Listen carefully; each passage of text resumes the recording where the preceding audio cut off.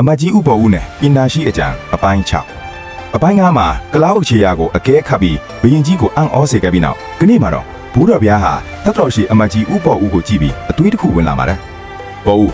မင်းဟာပညာလည်းရှိတယ်အသက်လည်းကြီးလာပြီ။ငါသိချင်တာကလောကမှာဘလို့လူမျိုးတွေကအသက်အရှည်ဆုံးလို့မင်းထင်တယ်လေ။ဘရင်ကြီးကတာမာအတိုင်းနှစ်ပေါင်းများစွာအသက်ရှင်တဲ့သူကိုဆိုလိုတာဖြစ်ပေမဲ့ဥပေါ်ဦးကတော့ထုံးစံအတိုင်းလေးနက်တဲ့အဒီဖေနဲ့ပြန်လဲလျှောက်တင်လဲပါတယ်။မလားပါဗျာ။လောကမှာအလူအတိုင်းရရောသူနဲ့ပညာရှိသူတွေဟာအသက်ရှိဆုံးသူတွေဖြစ်ပါတယ်ဗျာ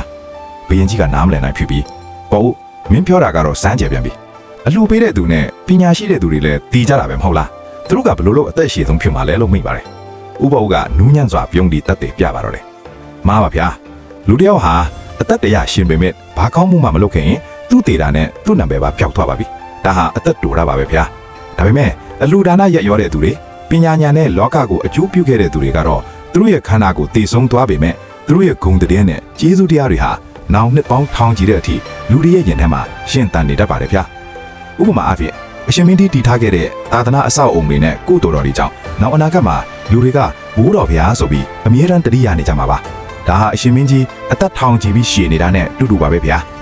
ဘိုးတော်ဘုရားဟာဥပ္ပဦးရဲ့အဖြေကိုကြားရတဲ့အခါမှာတော့အလွန်ကျေနပ်အားရသွားပြီးမလားစေပေါ့ဦးမင်းပြောတာတကယ်ကိုလေးနက်လာတယ်ငါလဲငါရဲ့ဂုံသတင်းတွေအသက်ရှင်နေအောင်တိုင်းပြည်အတွက်ပို့ပြီးကြိုးစားရတော့မယ်လို့မိန့်တော်မူပါတယ်ထိုအချိန်မှစ၍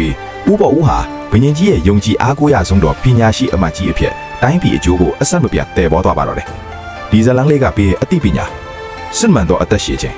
ရုပ်ခန္ဓာရှင်တန်ခြင်းထက်မိမိလှုပ်ဆောင်ခဲ့တဲ့ကောင်းမှုကုသိုလ်နဲ့ဂုဏ်သတင်းရှင်တန်ခြင်းကပိုမိုအရေးကြီးပါတယ်